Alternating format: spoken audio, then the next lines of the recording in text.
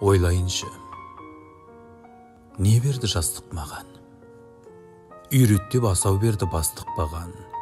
Жастық маған от берді жалындат деп, жастық маған оқ берді жауыңдат деп. Жастық мені жалтартпай шынға айдады.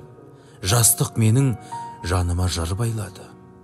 Жастық мені шыңдады, шынықтырды. Жастық шіркін өмірді шынықтырды.